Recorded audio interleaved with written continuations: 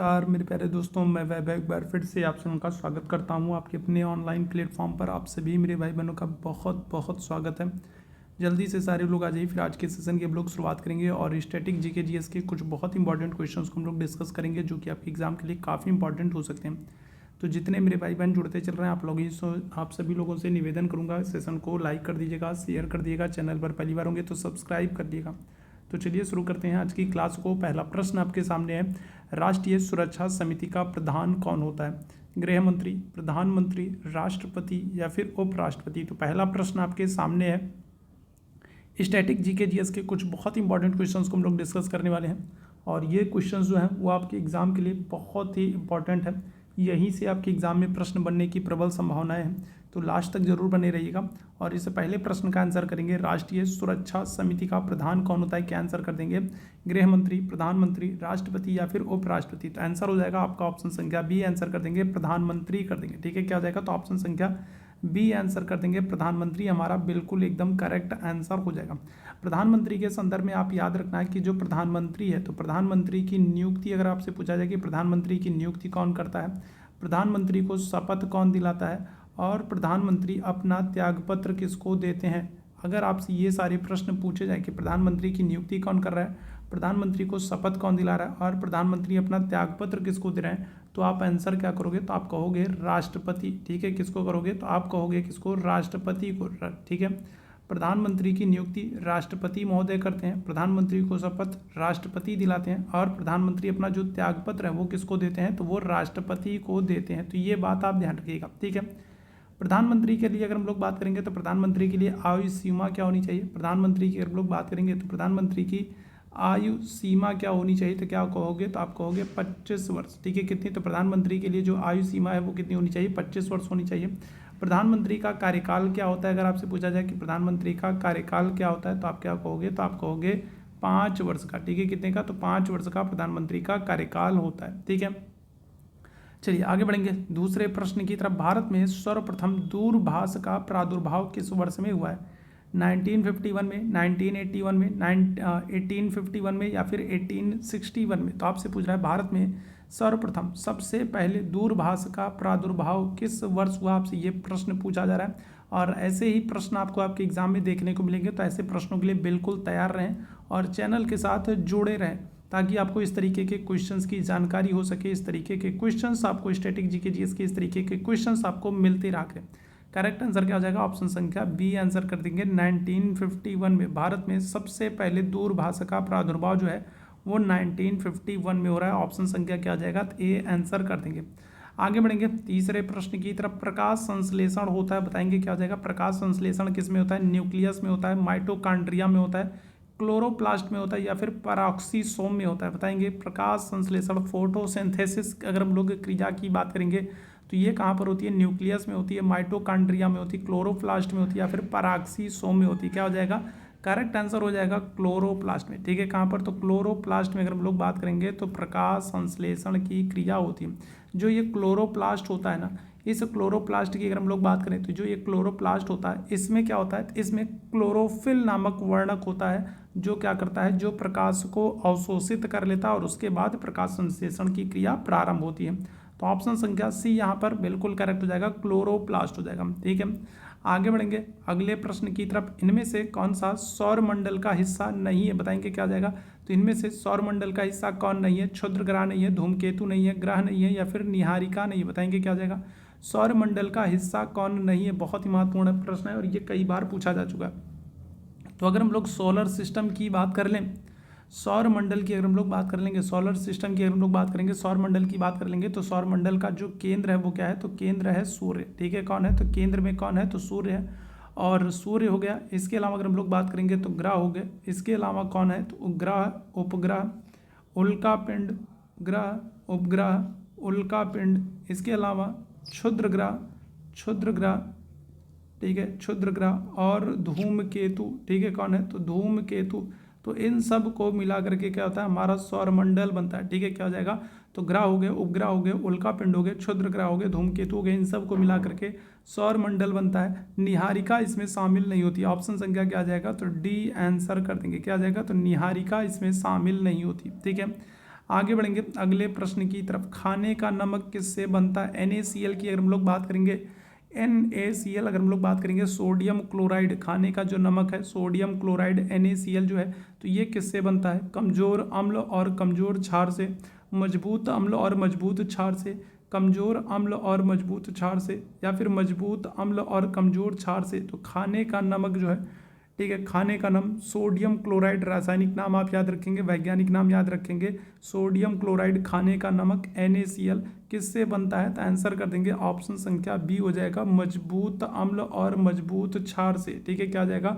तो जो खाने का नमक है NaCl है, ये क्या होगा? तो ये मजबूत अम्ल और मजबूत क्षार से बनता है। ऑप्शन संख्या क्या आ जाएगा? तो बी आंसर कर देंगे। ठीक है, आगे बढ़ेंगे अगले प्रश्न की तरफ। महाद्वीप अलग कैसे हुए हैं? अगर हम लोग बात करेंगे तो प्राचीन काल में क्या होता है, अगर हम लोग प्रारंभिक समय में बात करेंगे तो प्रारंभिक समय में देखोगे ये हमारी पृथ्वी है, और जितने भी हमको महाद्वीप देखने को मिल रहे हैं, छोटे छोटे द्वीप देखने को मिल रहे हैं, पहले क्या थे? तो पहले वो सब एक ही में सटे हुए थे, जितने भी द्वीप थे या फिर जितने महाद्वीप थे वो सब एक में सटे हुए थे। ठीक है, लेकिन फिर क्या होता है, फिर धीरे धीरे चीज़ें टूट करके अलग होती हैं, महाद्वीप अलग होते हैं, फिर महाद्वीपों से छोटे छोटे द्वीप टूट करके अलग होने की क्रिया होती है। तो ये महाद्वीप अलग कैसे होती हैं, ये आपसे पूछा जा रहा है। ज्वालामुखी फूटने से, विवर्तनिक क्रिया से, चट्टानों के वलन और भ्रंशन से, या फिर उपरोक्त सभी से। क्या हो जाएगा?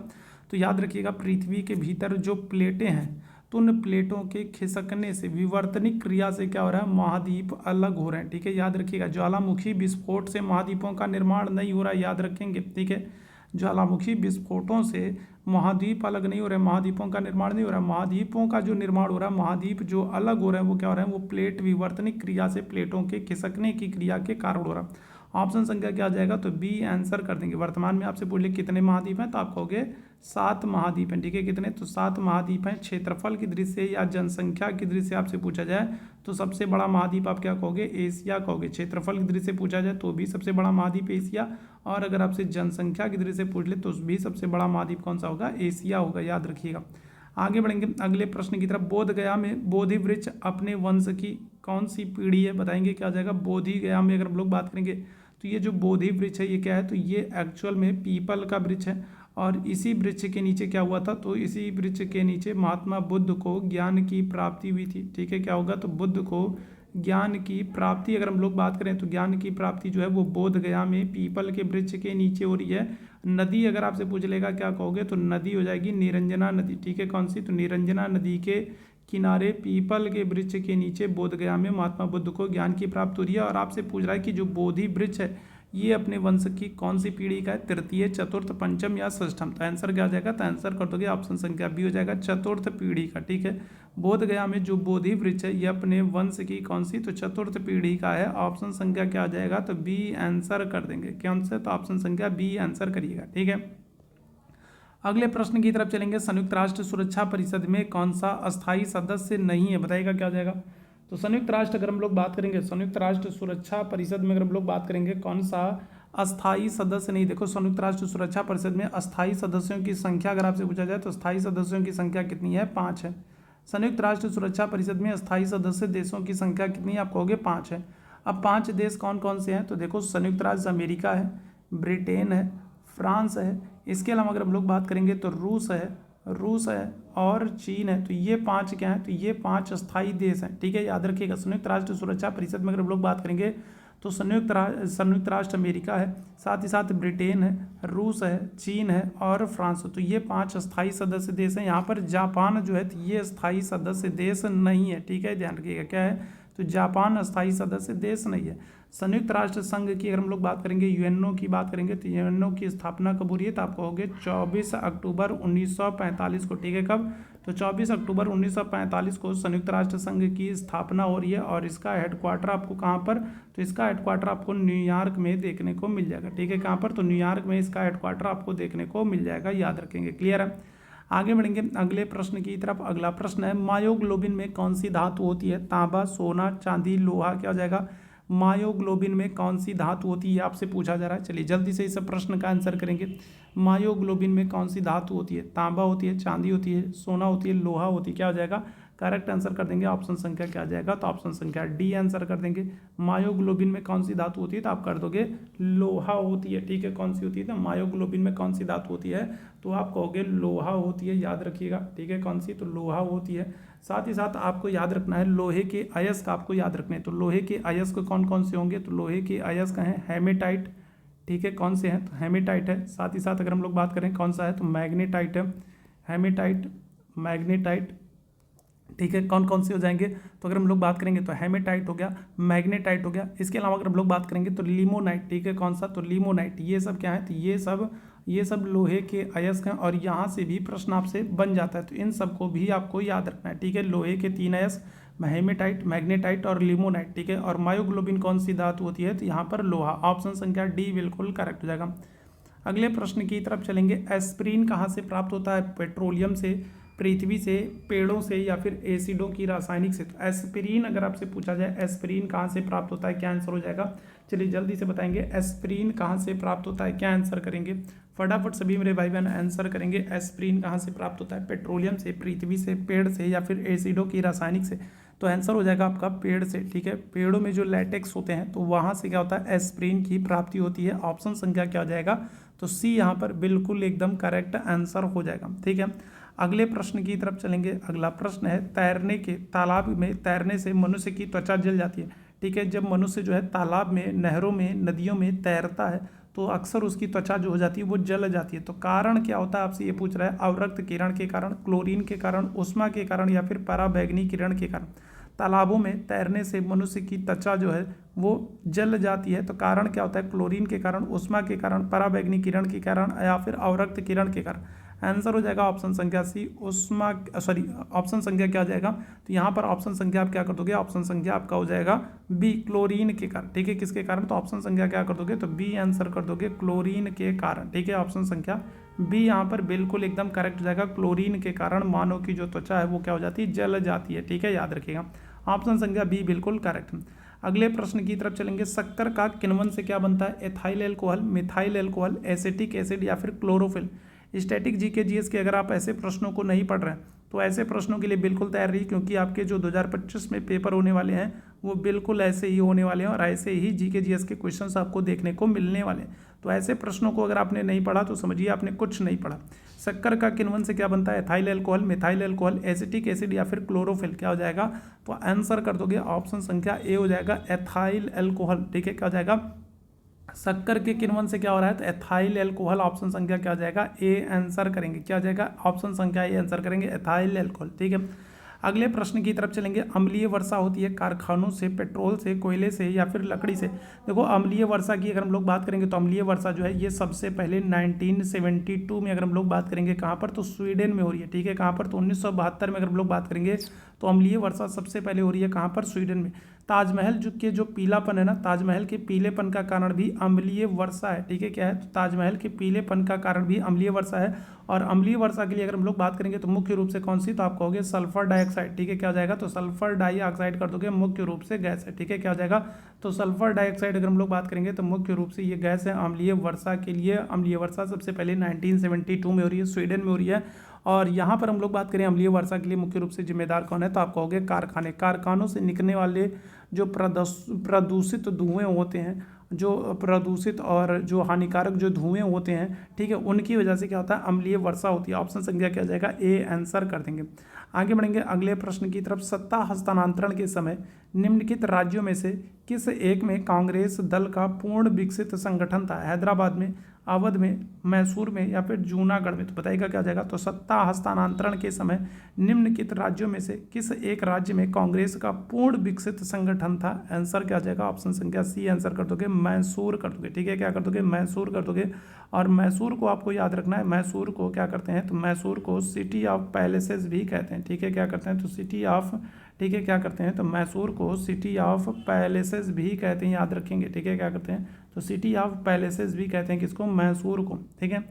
आगे बढ़ेंगे अगले प्रश्न की तरफ। अगला प्रश्न आपके सामने है, वित्त बिल के लिए किसकी पूर्व स्वीकृति आवश्यक होती है। अगर हम लोग बात करेंगे तो वित्त विधेयक को प्रस्तुत करने से पहले किसकी स्वीकृति आवश्यक होती है, प्रधानमंत्री है, वित्त मंत्री है, भारत के राष्ट्रपति हैं या फिर किसी भी नहीं, बताइएगा क्या आ जाएगा। तो अगर हम लोग बात करेंगे तो एक वित्त विधेयक को प्रस्तुत करने से पहले किसकी स्वीकृति आवश्यक होती है, आपसे ये पूछा जा रहा है। ठीक है, कोई भी वित्त विधेयक या फिर धन विधेयक है या नहीं, इसका फैसला कौन करेगा। धन विधेयक है या नहीं, इसका फैसला कौन करेगा, तो इसका फैसला करता है कौन, लोकसभा अध्यक्ष करेगा। ठीक है, कौन करेगा, तो लोकसभा अध्यक्ष, जिसको हम लोग स्पीकर कहते हैं। तो लोकसभा अध्यक्ष फैसला करता है कि कोई विधेयक धन विधेयक या फिर वित्त विधेयक है या नहीं है। लेकिन उसको प्रस्तुत करने से पहले किसकी अनुमति आवश्यक है, तो आप कहोगे राष्ट्रपति की। ठीक है, किसकी, तो भारत के राष्ट्रपति की अनुमति आवश्यक होती है उसको प्रस्तुत करने से पहले। ऑप्शन संख्या क्या आ जाएगा, तो सी हो जाएगा। राष्ट्रपति के लिए याद रखेंगे, अगर राष्ट्रपति बनना है तो किसी भी व्यक्ति की न्यूनतम आयु क्या होनी चाहिए, तो 35 वर्ष होनी चाहिए। ठीक है, अगर राष्ट्रपति बनना है तो न्यूनतम आयु सीमा जो होनी चाहिए वो कितनी, 35 वर्ष होनी चाहिए। साथ ही साथ अगर आपसे राष्ट्रपति का कार्यकाल पूछ ले कि राष्ट्रपति का कार्यकाल क्या होता है, तो आप क्या कहोगे, तो आप कहोगे 5 वर्ष। ठीक है, कितना, तो राष्ट्रपति का कार्यकाल होता है 5 वर्ष का।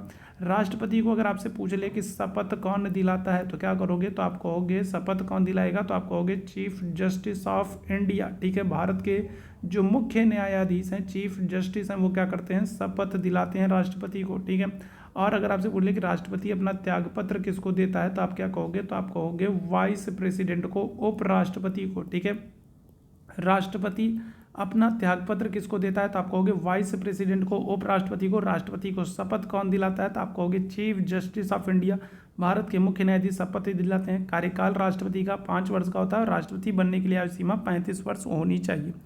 आगे बढ़ेंगे अगले प्रश्न की तरफ। हिमालय को काट कर एवं बहा कर आने वाली नदियां कौन सी, बताइएगा क्या जाएगा।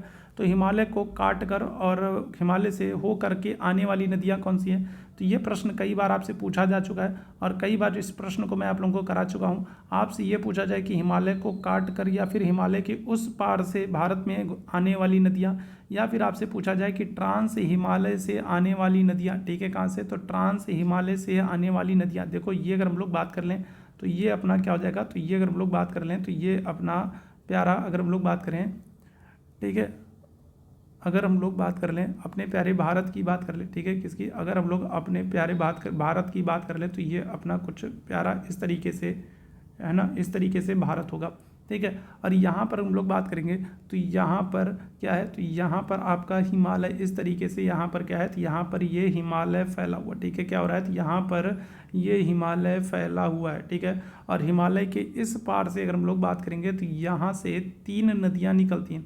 एक नदी निकलती है आपकी सिंधु नदी निकलती है, दूसरी आपकी सतलज नदी निकलती है, और तीसरी अगर हम लोग बात करेंगे कौन सी, तो तीसरी ब्रह्मपुत्र नदी। तो ये 3 नदियां हैं, कौन कौन सी, तो क्या कहोगे, तो आप कहोगे सिंधु नदी, सतलज नदी और ब्रह्मपुत्र नदी। ये 3 नदियां हैं जो हिमालय के उस पार से, ट्रांस हिमालय से निकलती हैं, भारत में प्रवेश करती हैं। ऑप्शन संख्या क्या आ जाएगा, तो बी आंसर हो जाएगा, सिंधु, सतलज और ब्रह्मपुत्र, याद रखिएगा। ठीक है, आगे बढ़ेंगे अगले प्रश्न की तरफ। शुष्क बर्फ क्या होती है, ठोस बर्फ होती है, ठोस कार्बन डाइऑक्साइड होती है, ठोस अमोनिया होती है, ठोस सल्फर डाइऑक्साइड होती है। बहुत ही इंपॉर्टेंट ये प्रश्न है, कई बार आपसे पूछा जा चुका है, प्रीवियस ईयर में कई बार ये प्रश्न दोहराया जा चुका है। शुष्क बर्फ क्या होती है, क्या आंसर कर दोगे, तो आंसर कर दोगे ऑप्शन संख्या बी हो जाएगा, ठोस कार्बन डाइऑक्साइड होती है। ठीक है, क्या होती है, शुष्क बर्फ क्या होती है, तो ठोस कार्बन डाइऑक्साइड होती है। ऑप्शन संख्या क्या करिएगा, तो बी आंसर करेंगे। अगले प्रश्न की तरफ चलेंगे। अगला प्रश्न आपसे कह रहा है शक्करों में सबसे मीठी शर्करा कौन सी है। मोस्ट इंपॉर्टेंट क्वेश्चन है, कई बार ये प्रीवियस ईयर में आपसे पूछा जा चुका है। सबसे मीठी शर्करा कौन सी होती है, बताइएगा क्या हो जाएगा। इस प्रश्न का आंसर फ्रक्टोज है, ग्लूकोज है, सुक्रोज है, लैक्टोज है। तो हम लोग प्रीवियस ईयर में पूछे गए मोस्ट इंपॉर्टेंट क्वेश्चंस को कर रहे हैं, मोस्ट एक्सपेक्टेड क्वेश्चंस को कर रहे हैं, जिनके पूछे आने की संभावना है सबसे अधिक है। तो अगर आप लोगों ने इस क्लास को पूरा नहीं देखा तो आपने कुछ नहीं देखा, और अगर ऐसे प्रश्नों के लिए तैयार नहीं है तो बिल्कुल आप समझिए स्टैटिक जीके जीएस आपके तैयार नहीं है। 2025 में इसी तरीके के बदले हुए पैटर्न के अनुसार इसी तरीके के प्रश्न आपसे पूछे जाएंगे, तो ऐसे प्रश्नों के लिए बिल्कुल आपको तैयार रहना है। अगर आपको कुछ बेहतर करना है तो करेक्ट आंसर क्या हो जाएगा, आप आंसर कर दोगे ऑप्शन संख्या ए हो जाएगा, फ्रक्टोज हो जाएगा। ठीक है, क्या हो जाएगा, तो फ्रक्टोज कर दोगे, ऑप्शन संख्या ए आंसर कर दिएगा। ठीक है, सबसे मीठी शर्करा फ्रक्टोज हो जाएगा। आगे बढ़ेंगे। बल गुणनफल होता है किसके, तो बताइएगा। ये भी बहुत इंपॉर्टेंट ये प्रश्न है, कई बार ये प्रश्न दोहराया जा चुका है। तो बल गुणनफल है किसका, द्रव्यमान और वेग का, द्रव्यमान और त्वरण का, भार और वेग का, भार और त्वरण का। और जितने मेरे भाई बहन बाद में जुड़े हैं और जितने लोगों ने सेशन को लाइक और शेयर नहीं किया, तो आप लोगों से निवेदन करूंगा कि सेशन को लाइक और शेयर कर दीजिए, ताकि आपके जैसे बाकी साथियों तक भी ये सेशन पहुंच सके और उनके लिए भी हेल्पफुल हो सके। चैनल पर पहली बार है तो सब्सक्राइब जरूर कर लिएगा। करेक्ट आंसर क्या हो जाएगा, आंसर कर दोगे ऑप्शन संख्या बी हो जाएगा, द्रव्यमान और त्वरण का। ठीक है, क्या हो जाएगा, तो बल किसके, तो द्रव्यमान और त्वरण के गुणनफल के बराबर होता है। ऑप्शन संख्या क्या हो जाएगा, तो बी आंसर कर देंगे। ठीक है, आगे बढ़ेंगे अगले प्रश्न की तरफ। निम्न में से कौन सी एक सदिश राशि नहीं है, तो बताइएगा क्या हो जाएगा, तो कौन सी एक सदिश राशि नहीं है। इसका मतलब क्या है, इसका मतलब आपसे अदिश राशि पूछ रहा है। तो विस्थापन है, वेग है, बल है, आयतन है, क्या हो जाएगा बताइएगा। तो कौन सी, अगर हम लोग बात करेंगे तो कौन सी एक सदिश राशि नहीं है या फिर कहें अदिश राशि है, क्या हो जाएगा इस प्रश्न का आंसर। विस्थापन है, वेग है, बल है, आयतन है, क्या हो जाएगा, आंसर कर देंगे ऑप्शन संख्या डी हो जाएगा, आयतन हो जाएगा। देखो आयतन हो गया, इसके अलावा अगर हम लोग बात कर लें घनत्व हो गया। ठीक है, इसके अलावा अगर हम लोग बात कर लें समय हो गया, इसके अलावा अगर हम लोग बात कर लें द्रव्यमान हो गया। ठीक है, तो ये सारी क्या है, तो ये सारी जो है अदिश राशियाँ हैं। ठीक है, घनत्व हो गया, द्रव्यमान हो गया, समय हो गया, तापमान हो गया, आयतन हो गया, तो ये सारी क्या है, तो ये सब सदिश राशि नहीं है, सारी की सारी क्या है, अदिश राशियाँ। ऑप्शन संख्या क्या आ जाएगा, तो डी आंसर हो जाएगा। आगे बढ़ेंगे अगले प्रश्न की तरफ। भारत के विभिन्न राजनीतिक दलों को राष्ट्रीय या फिर क्षेत्रीय पार्टी का दर्जा देने का अधिकार किसको है, बताइएगा इनमें से कौन है जो राजनीतिक दलों को, पॉलिटिकल पार्टीज को राष्ट्रीय पार्टी या फिर क्षेत्रीय पार्टी का दर्जा देगा। तो बताइएगा क्या आ जाएगा, संसद है, राष्ट्रपति है, चुनाव आयोग है या फिर सर्वोच्च न्यायालय। तो कौन है जो पॉलिटिकल पार्टीज को नेशनल पार्टी या फिर लोकल पार्टी का दर्जा देने का अधिकारी है, कौन है, कौन ऐसा है जो जिसके पास ये अधिकार है कि वो राजनीतिक दलों को राष्ट्रीय पार्टी या फिर क्षेत्रीय दल का दर्जा दे सकता है। आंसर कर देंगे election commission of India. Option संख्या क्या आ जाएगा, तो सी आंसर करेंगे चुनाव आयोग। चुनाव आयोग का उल्लेख कहाँ पर है, तो ये भाग 15 में। ठीक है, कहाँ पर, तो भाग 15 में अनुच्छेद 324 में निर्वाचन आयोग का उल्लेख किया गया। और निर्वाचन आयोग जो है तो ये एक स्वतंत्र संवैधानिक संस्था है। ठीक है, कैसी है, तो ये एक स्वतंत्र, निर्वाचन आयोग की अगर हम लोग बात करेंगे तो ये एक स्वतंत्र और संवैधानिक संस्था है, संवैधानिक संगठन। याद रखिएगा अनुच्छेद 324 में इसका प्रावधान किया गया है। और भाग कहाँ पर, तो भाग 15 में। ऑप्शन संख्या क्या हो जाएगा, सी आंसर हो जाएगा। जो चुनाव आयोग है उसे अधिकार है कि वो किसी भी पॉलिटिकल पार्टी इसको राष्ट्रीय पार्टी या फिर क्षेत्रीय पार्टी का दर्जा दे सकता है। आगे बढ़ेंगे अगले प्रश्न की तरफ। निम्न में से कौन सा मौलिक कर्तव्य है, बताइएगा क्या हो जाएगा, इस प्रश्न का आंसर करेंगे। कौन सा मौलिक कर्तव्य, देखो मौलिक कर्तव्यों की अगर हम लोग बात कर रहे हैं तो मौलिक कर्तव्य जो है तो ये आपको कहाँ पर, तो ये आपको भाग 4 का में देखने को मिलेंगे। ठीक है, कहाँ पर, तो भाग 4 का में। ठीक है, तो ये आपको कहाँ पर, तो ये भाग 4 का में। और अनुच्छेद अगर हम लोग बात कर लेंगे तो अनुच्छेद आप कहोगे 51 का में। ठीक है, कहाँ पर, तो भाग 4 का में अनुच्छेद 51 का में अगर हम लोग बात करेंगे तो मौलिक कर्तव्य आपको देखने को मिलेंगे। भाग 4 का में अनुच्छेद 51 का में आपको मौलिक कर्तव्य देखने को मिलेंगे। और मौलिक कर्तव्य जो है तो ये हमने कहाँ से लिया है, तो ये हमने रूस से लिया है। ठीक है, फंडामेंटल ड्यूटीज़ की बात करेंगे, मौलिक कर्तव्यों की बात करेंगे तो इसको हमने रूस से लिया है। आपसे पूछ रहा है इनमें से कौन सा एक मौलिक कर्तव्य है, बताइएगा क्या हो जाएगा। न्यायपालिका से कार्यपालिका का पृथक्करण, हमारी मिली जुली संस्कृति की समृद्ध विरासत को संरक्षित करना व महत्व प्रदान करना, बच्चों के लिए मुफ्त अनिवार्य शिक्षा, छुआछूत की परंपरा को समाप्त करना। करेक्ट आंसर क्या हो जाएगा, ऑप्शन संख्या बी आंसर कर दोगे। ठीक है, क्या हो जाएगा, तो ऑप्शन संख्या बी आंसर कर दोगे। हमारी मिली जुली संस्कृति की समृद्ध विरासत को संरक्षित करना और उसके महत्व को समझना और उसको दूसरों तक प्रसारित करना, ये हमारा क्या है, मौलिक कर्तव्य। न्यायपालिका से कार्यपालिका का पृथक्करण अगर हम लोग बात करेंगे तो ये नीति निर्देशक तत्व है। और ये किस अनुच्छेद में, तो अनुच्छेद आपको 50 में देखने को मिल जाएगा। ठीक है, नीति निर्देशक तत्व है अनुच्छेद 50 में। बच्चों के लिए मुफ्त अनिवार्य शिक्षा अगर हम लोग बात करेंगे तो ये आपको अनुच्छेद 21 का में देखने को मिल जाएगा, ये आपका मूल अधिकार है। छुआछूत की परंपरा का अंत अगर हम लोग बात करेंगे तो ये आपको अनुच्छेद कहाँ पर, तो अनुच्छेद 17 में देखने को मिलेगा, ये क्या है, तो ये मूल अधिकार है। ठीक है, आगे बढ़ेंगे अगले प्रश्न की तरफ। स्वतंत्र भारत के प्रथम राष्ट्रपति थे, कौन थे, तो उत्तर प्रदेश, आंध्र प्रदेश, बिहार या फिर तमिलनाडु। स्वतंत्र भारत के प्रथम राष्ट्रपति थे, क्या हो जाएगा, तो उत्तर प्रदेश से, आंध्र प्रदेश से, बिहार से या फिर तमिलनाडु से। क्या हो जाएगा, स्वतंत्र भारत के पहले राष्ट्रपति की अगर हम लोग बात करेंगे तो ये कौन है, तो ये कहाँ से, उत्तर प्रदेश से, आंध्र प्रदेश से, बिहार से या फिर तमिलनाडु से। क्या हो जाएगा, तो स्वतंत्र भारत की अगर हम लोग बात करेंगे तो पहले राष्ट्रपति कौन है, तो आपको पता होना चाहिए, डॉक्टर राजेंद्र प्रसाद हैं। ठीक है, कौन है, तो स्वतंत्र भारत के पहले जो राष्ट्रपति हैं ये कौन है, तो ये हैं डॉक्टर राजेंद्र प्रसाद।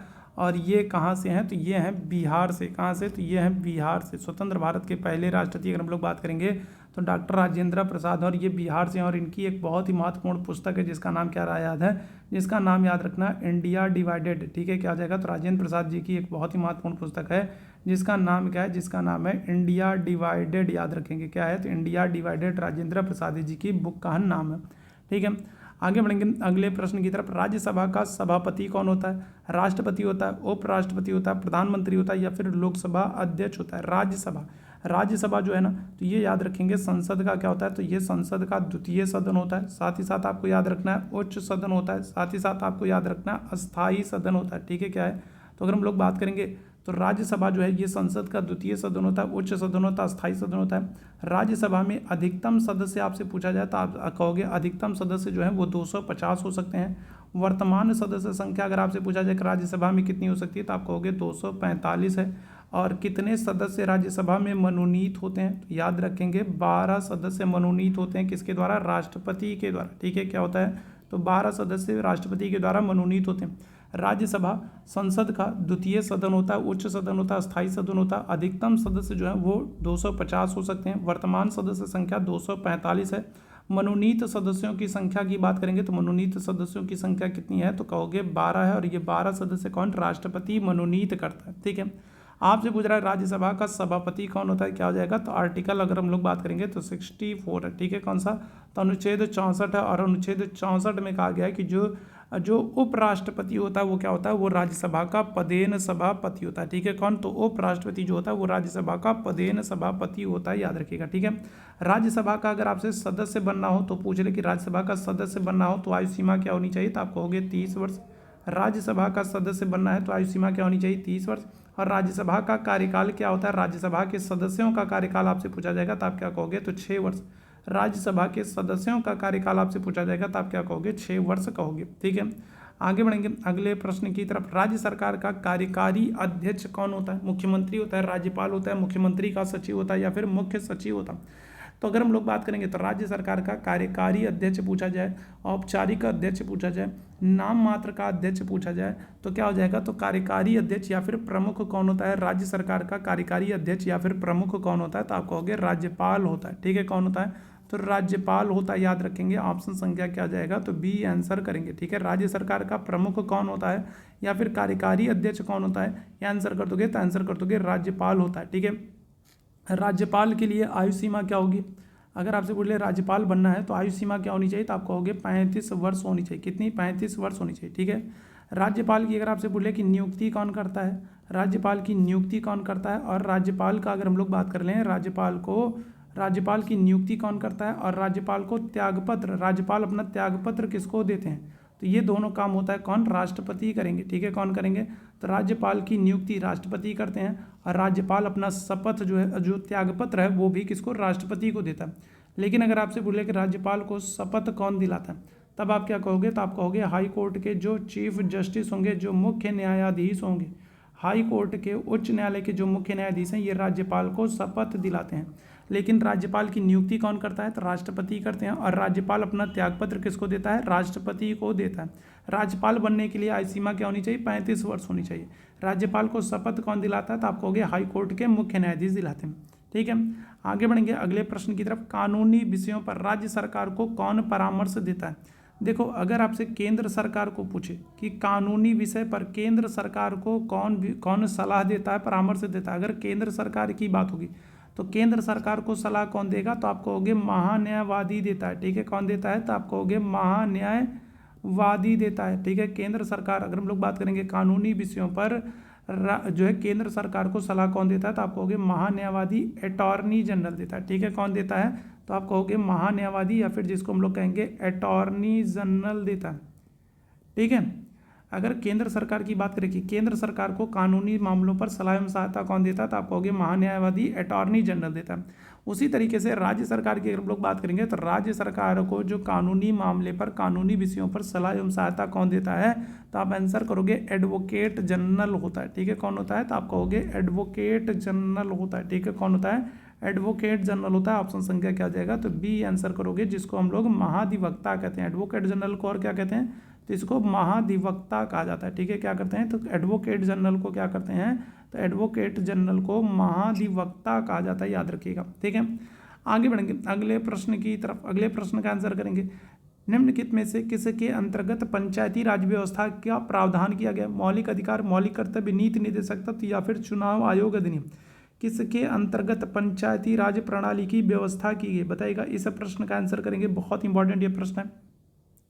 भारत के निम्नलिखित में से किसके अंतर्गत पंचायती राज प्रणाली की व्यवस्था की गई? मौलिक अधिकार, मौलिक कर्तव्य, नीति निर्देशक तत्व या फिर चुनाव आयोग? क्या हो जाएगा करेक्ट आंसर?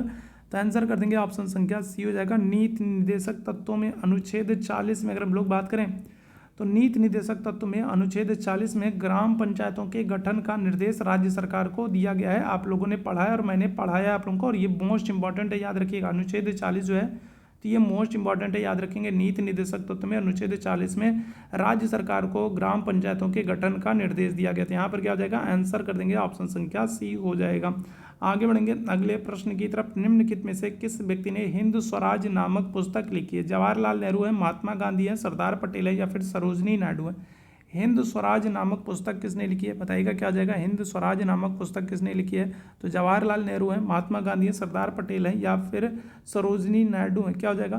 तो देखो जवाहरलाल नेहरू की बात करेंगे तो इनकी जो बुक है उसका नाम क्या है? तो उसका नाम है डिस्कवरी ऑफ इंडिया। ठीक है, क्या है? तो डिस्कवरी ऑफ इंडिया, भारत की खोज। ठीक है, क्या है? तो डिस्कवरी ऑफ इंडिया, भारत की खोज जो है तो ये जवाहरलाल नेहरू की पुस्तक है।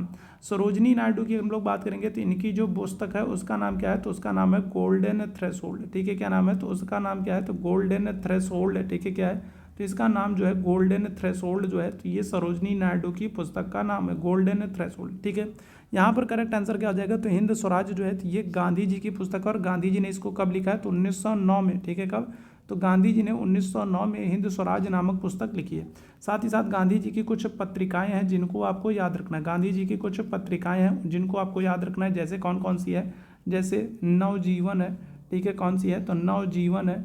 ठीक है, इसके अलावा हरिजन है। ठीक है, नवजीवन है, हरिजन है, यंग इंडिया है। ठीक है, कौन सी? यंग इंडिया है, और इंडियन ओपिनियन है। ठीक है, कौन सी? तो इंडियन ओपिनियन। ठीक है, क्या हो रहा है? तो इंडियन ओपिनियन। तो ये गांधी जी की कुछ पत्रिकाएं जिनको आपको याद रखना है। नवजीवन, हरिजन, यंग इंडिया, इंडियन ओपिनियन, ये सब गांधी जी की पत्रिकाएं हैं।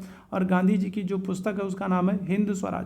साथ ही साथ इनकी एक आत्मकथा, ऑटोबायोग्राफी भी है जिसका नाम क्या है? सत्य के साथ मेरे प्रयोग। ठीक है, क्या है? तो सत्य के साथ मेरे प्रयोग, ये क्या है? तो ये गांधी जी की आत्मकथा है, तो इसको भी आप याद रखेंगे, ऑटोबायोग्राफी है। ठीक है, आगे बढ़ेंगे अगले प्रश्न की तरफ। संगाई महोत्सव किस राज्य में मनाया जाता है? मेघालय में, असम में, मणिपुर में या फिर तमिलनाडु में? संगाई महोत्सव कहाँ पर मनाते हैं? चलिए बताइएगा क्या आ जाएगा? तो देखो तमिलनाडु में अगर हम लोग बात करें तो तमिलनाडु में क्या होता है? तमिलनाडु में तो पोंगल मनाया जाता है। ठीक है, क्या होता है? पोंगल मनाया जाता है। असम में अगर हम लोग बात करेंगे, असम में क्या होता है? तो यहाँ पर तो बिहू मनाया जाता है। मेघालय में अगर हम लोग बात करेंगे कौन सा? तो मेघालय में वांगला महोत्सव। ठीक है, कौन सा? मांगला महोत्सव मनाया जाता है। संगाई महोत्सव जो है तो ये मणिपुर में। ठीक है, कहाँ पर? मणिपुर में।